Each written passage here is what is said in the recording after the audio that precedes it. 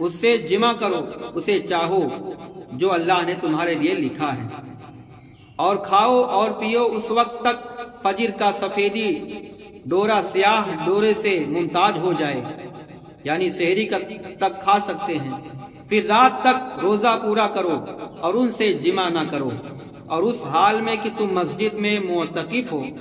یہ اللہ کی حدودیں ہیں، اور اس کے قریب نہ جاؤ۔ اللہ اپنی نشانیاں یوں ہی بیان فرماتا ہے کہ کہیں وہ بچیں۔ روزہ بہت عمدہ عبادت ہے، سبحان اللہ۔ اس کی فضیلت میں بہت ساری حدیث کریمہ وارد ہیں۔ آئیے میں آپ کو صحیح بخاری اور صحیح مسلم میں حضرت ابو ہریرہ سے روایت ہے کہ حضور اقدس صلی اللہ تعالی علیہ وسلم فرماتے ہیں کہ جب رمضان آتا ہے تو آسمان کے دروازے کھول دیے جاتے ہیں۔ ایک روایت میں آتا ہے کہ جنت کے دروازے کھول دیے جاتے ہیں، ایک روایت میں آتا ہے کہ رحمت کے دروازے کھول دیے جاتے ہیں اور جہنم کے دروازے بند کر دیے جاتے ہیں، سبحان اللہ۔ اور شیاطین زنجیروں میں جکڑ دیے جاتے ہیں۔ امام احمد اور ترمذی و ابن ماجہ کی روایت ہے کہ جب ماہ رمضان کی پہلی رات ہوتی ہے تو شیاطین سرکش جن قید کر دیے جاتے ہیں اور جہنم کے دروازے بند کر دیے جاتے ہیں، ان میں سے کوئی دروازہ کھولا نہیں جاتا، اور جنت کے دروازے کھول دیے جاتے ہیں، ان میں سے کوئی دروازہ بند نہیں کیا جاتا۔ اور منادی پکارتا ہے، اے خیر طلب کرنے والے، اے نیکیاں کرنے والے، متوجہ ہو جاؤ، اے شر کے چاہنے والے، اے برا چاہنے والے، رک جاؤ، باز رہو۔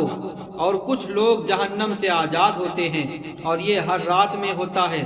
امام احمد اور نسائی کی روایت میں انہی سے ہے کہ حضور اقدس صلی اللہ تعالی علیہ وسلم ارشاد فرماتے ہیں، رمضان آیا ہے، یہ برکت کا مہینہ ہے، اللہ تعالیٰ نے اس کے روزے تم پر فرض کیے، اس میں آسمان کے دروازے کھول دیے جاتے ہیں اور دوزخ کے دروازے بند کر دیے جاتے ہیں، اور سرکش شیاطین کے توق ڈال دیے جاتے ہیں۔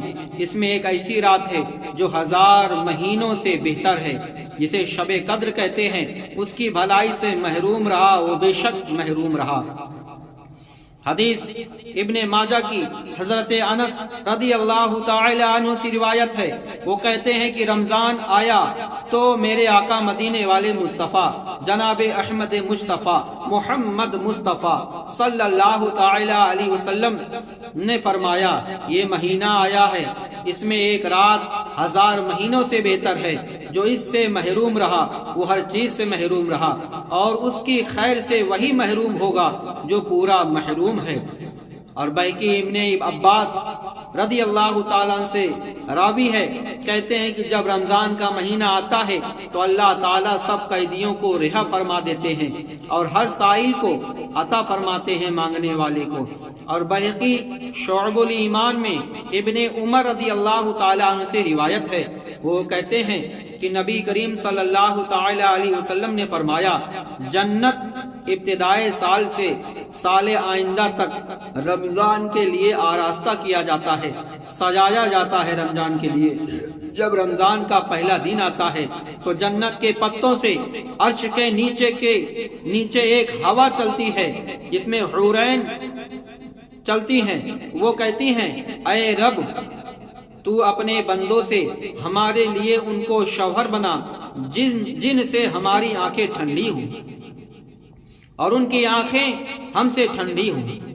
امام احمد ابو ہریرہ سے روایت ہے کہ حضور اقدس صلی اللہ تعالی علیہ وسلم نے فرمایا کہ رمضان کے آخری شب میں اس امت کی مغفرت ہوتی ہے۔ عرض کی گئی، وہ کیسے یا رسول اللہ؟ میرے آقا صلی اللہ تعالی علیہ وسلم نے فرمایا، وہ شب قدر ہے۔ فرمایا، نہیں، لیکن کام کرنے والے کو اس وقت تک مزدوری دی جاتی ہے جب کام پورا کر لے۔ اور بحقی شعب الایمان میں حضرت سلمان فارسی رضی اللہ تعالی عنہ سے راوی ہے، راوی کہتے ہیں کہ رسول اکرم صلی اللہ تعالی علیہ وسلم نے شعبان کے آخری دن میں واز فرمایا، اے لوگوں، تمہارے پاس عظمت و برکت والا مہینہ آیا ہے، وہ مہینہ جس میں ایک رات ہزار مہینوں سے بہتر ہے۔ اس کے روزے اللہ تعالیٰ نے فرض کیے، اس کے رات میں قیام نماز پڑھنا اور تطوع یعنی سنت، جو اس میں نیکی کا کوئی کام کرے تو گویا ایسے ہے جیسے کسی مہینے میں فرض ادا کیا، فرض کے برابر اللہ تعالیٰ ثواب عطا فرماتا ہے۔ اور اس میں جس نے فرض ادا کیا، جو ماہ رمضان میں فرض ادا کرے گا، گویا اس نے جیسے اور دنوں میں 70 فرض ادا کیے۔ یہ مہینہ صبر کا ہے اور صبر کا ثواب جنت ہے، اور یہ مہینہ مواسات کا ہے، بھائی چارگی کا ہے۔ اس مہینے میں مومن کا رزق بڑھا دیا جاتا ہے، جو اس میں روزے دار کو افطار کرائے، اس کے گناہوں کے لیے مغفرت ہے، اور اس کے گردن آگ سے آزاد کر دی جائیں گی، اور اس افطار کرانے والے کو ویسا ہی ثواب ملے گا جیسا روزہ رکھنے والے کو ملے گا، بغیر اس کے کہ اس کے اجر میں کچھ کم ہو۔ ہم نے عرض کیا، یا رسول اللہ، ہم میں سے ہر شخص وہ چیز نہیں پاتا، یعنی مال و دولت والا نہیں ہے کہ جو سب کو افطار کرائے، جس سے روزہ دار افطار کرائے۔ حضور نے فرمایا کہ اللہ تعالیٰ یہ ثواب اس شخص کو دے گا جو ایک گھونٹ دودھ یا ایک خرما یا ایک گھونٹ پانی سے روزہ افطار کرائے۔ جس نے روزہ دار کو بھر پیٹ کھانا کھلایا، اس کو اللہ تعالیٰ میرے حوض سے پانی پلائے گا، یعنی میرے حوض سے اسے پانی پلائے گا، کبھی پیاسا نہ ہوگا۔ سبحان اللہ، یہاں تک کہ جنت میں داخل ہو جائے۔ یہ وہ مہینہ ہے کہ اس کا اول رحمت ہے 10 دن، اور 10 دن مغفرت ہے، اور آخری 10 دن جہنم سے آزادی ہے۔ اولہ رحمتہ، اوسطہ مغفرتہ، وآخر عتق من النیران۔